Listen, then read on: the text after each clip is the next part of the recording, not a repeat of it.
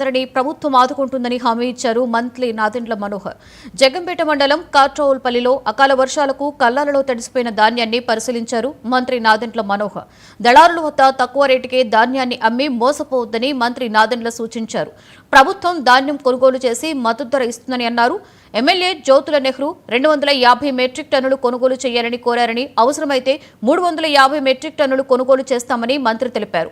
ఈ ఏడాది 11 లక్షల మెట్రిక్ టన్నులకు పైగా ధాన్యాన్ని కొనుగోలు చేశామని అన్నారు.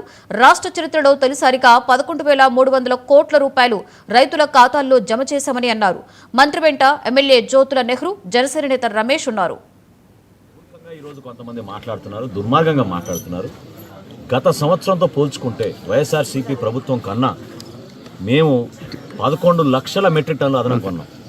11 లక్షల మెట్రిక్ టన్నులు రాష్ట్ర చరిత్రలో మొట్టమొదటిసారి 11,300 కోట్ల రూపాయలు రైతుల ఖాతాల్లోకి జమ చేసేసాం.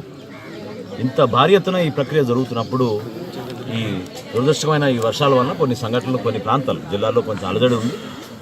ఖచ్చితంగా మేము అందరం కూడా సమాయుతమై అధికార యంత్రాంగం, రాజకీయ నాయకులు అందరం కూడా రైతన్నకి మేము అండగా నిలబడతాం. కూటమి ప్రభుత్వం ఎప్పుడు కూడా రైతును మాత్రం మేము వదిలేయం. దయచేసి మీరు ఆ ధైర్యం నింపుకోండి. ఆ భరోసా మీరు ఖచ్చితంగా నమ్మాలి.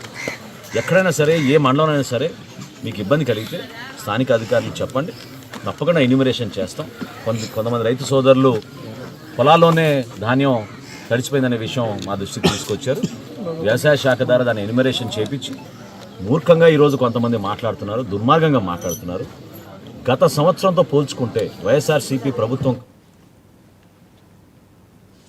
హైదరాబాద్ జేహెచ్ఎంసీ ప్రధాన కార్యాలయంలో ప్రజావాణి కార్యక్రమం నిర్వహించారు. ఈ కార్యక్రమంలో deputy mayor Srilatha Shobhan Reddy, Khairatabad zonal commissioner Anurag పాల్గొని ప్రజల నుండి వినతి పత్రాలను స్వీకరించారు. ప్రజా సమస్యల పరిష్కారానికి అధికారులు కృషి చేయాలని ఆదేశించారు. అన్ని సమస్యలను త్వరలోనే తీర్చుతామని హామీ ఇచ్చారు.